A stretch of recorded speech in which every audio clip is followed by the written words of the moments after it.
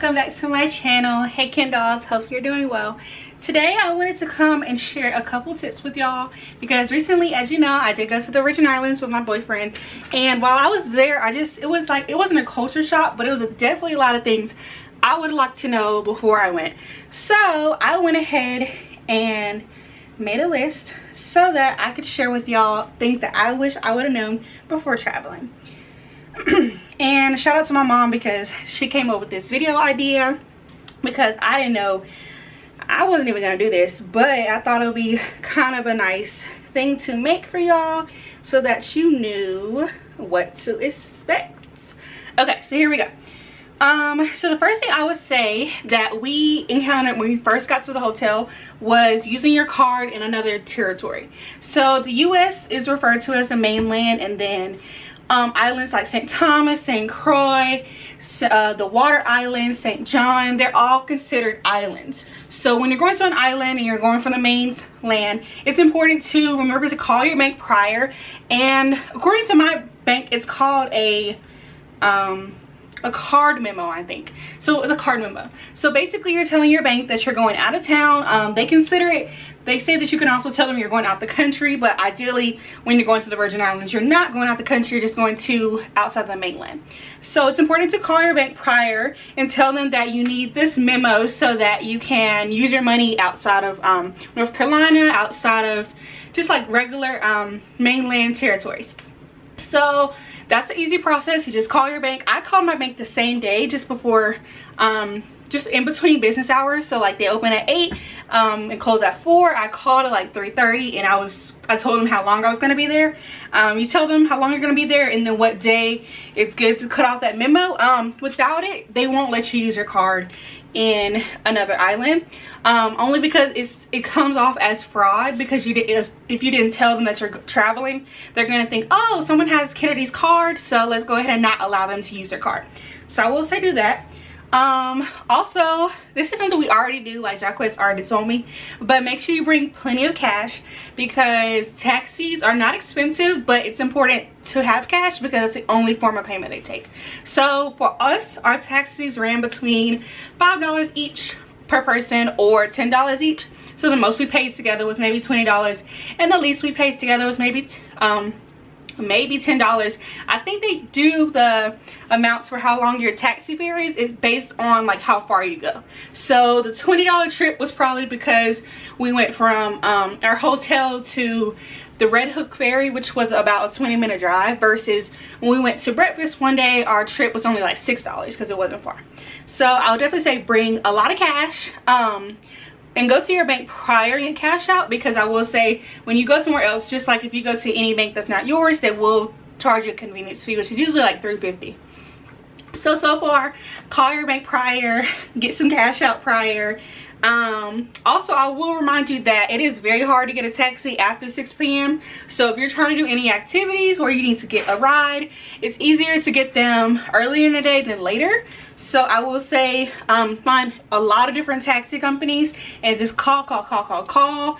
And sometimes they'll say, oh, we don't have anyone in your area. Give them like maybe 15 minutes and call back, and then they'll eventually find someone for you. But I will say, if you do any activities like maybe excursions, like snorkeling, parasailing, anything like that, go ahead and do those before 6 o'clock so that you'll have a ride. I will say they drive really fast in the Virgin Islands. So we went to the Virgin Islands, but we stayed in St. Thomas, so I can base it off of St. Thomas. They drive really fast. They drive on the left side of the road.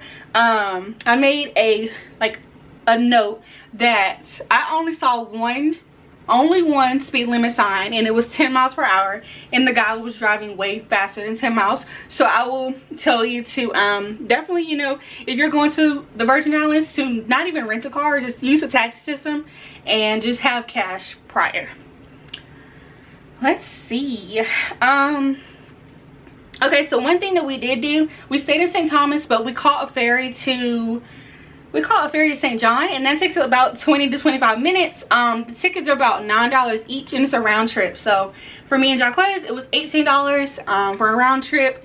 We left the ferry, we left the dock and then got to St. Thomas in like 20 minutes. So that's kind of cool. Also, if you want to explore other islands, especially St. John's, you can go to the Red Hook ferry dock and then leave from there, buy your ticket. They also have a system where you can like scan a QR code and buy your ticket online as long as you're using a card.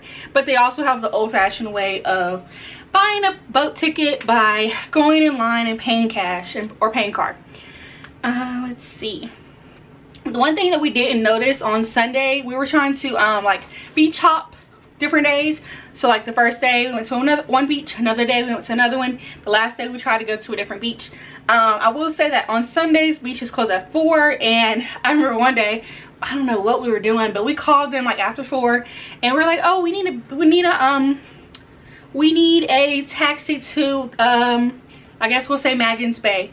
And at first they were like, okay, taxi to Maggins Bay, we'll get you one. But then we found out that they do close at 4 p.m. So if you want to go to a beach on a Sunday, it's best to go before 4 p.m. Let's see. So parasailing is a no-go on a windy day. We tried to go parasailing twice while being in the Virgin Islands. We tried to go on day 2 and our last day, and it was windy on both days. So the good thing I will say is if it does get canceled due to inclement weather regarding like thunderstorms or lightning or wind, I will say that they do refund you. So they did try to reschedule us twice, but we got rescheduled the first time for wind, and then the second time they were going to reschedule us again for a later day in the week, but we were going home that day, so we ended up just getting our money back.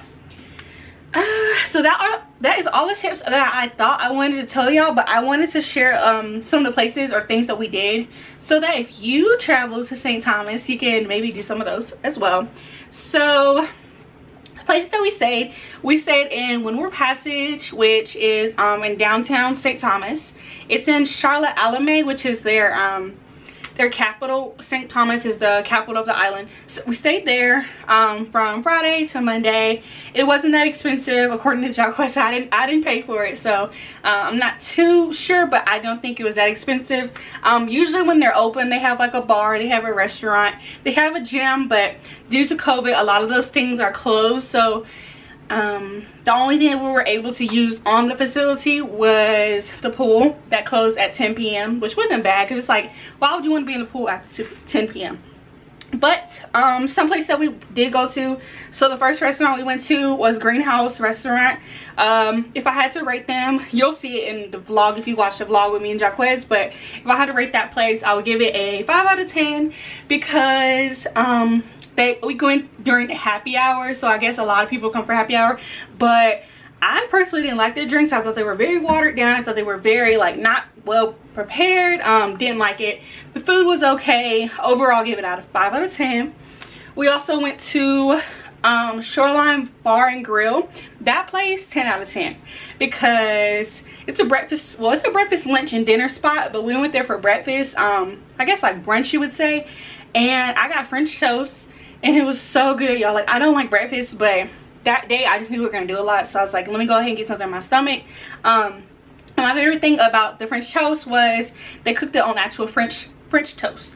Not like some people just put it on like a white piece of bread and then they'll put the syrup and they'll make their French toast. But this one was actually on French bread, so I did appreciate that. So 10 out of 10 for Shoreline Bar and Grill. We went to Tap and Steel. That was like the only place that was open one night. The night we went parasailing, we got done parasailing at like 9:30, and the only place that was open was Tap and Steel. Mind you, it was closing at 11, so by the time we got there, we had like an hour there. But we ended up taking our food back to the room and eating there. That food was good. Their grilled cheese, I like smashed it. It was so good. I definitely give that place a 10 out of 10.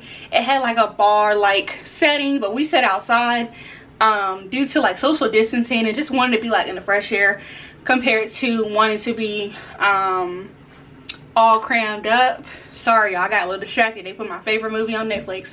But back to it, 10 out of 10 for Shoreline Bar and Grill. We got I got a cheeseburger, I got grilled cheese, and then we got some wings. They have some good Thai wings. They call them Korean style there, but another spot in St. Thomas they call them Thai Thai sauce wings. So I'm gonna try to make those soon because I think they're gonna be super easy to make.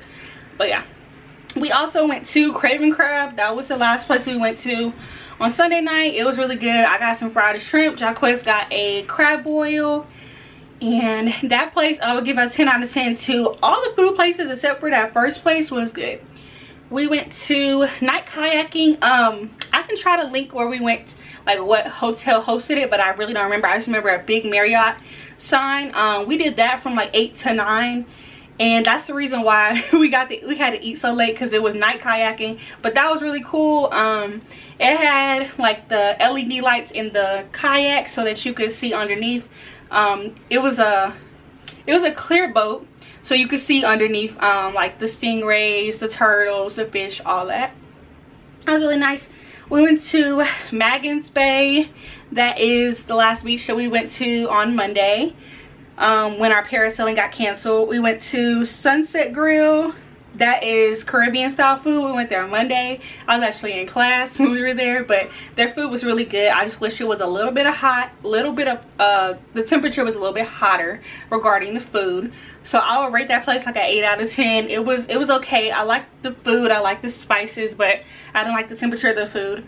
Then we went to St. John's. It's probably our favorite beach that we went to. It was Malo Bay. The people were super cool, socially distanced beach. So I know y'all might be like, socially distanced beach during COVID, like how does that happen? But like me and Jaquez were in one spot, and then there was like a couple literally like maybe 6 to 10 feet away from us. People did really well keeping from outside their parties, so like if we didn't come with them, they weren't beside us. We talked to a lot of couples there. We talked to a lot of people. We even met this man whose daughter went to App State. We talked to him a little bit. It was really fun overall. But y'all, I don't want to talk too long and ramble any much longer. But if y'all have any like questions about our trip, or like things I did, things I wish I would have done, please leave those in the comments, and don't forget to like, comment, and subscribe. Bye, Ken dolls.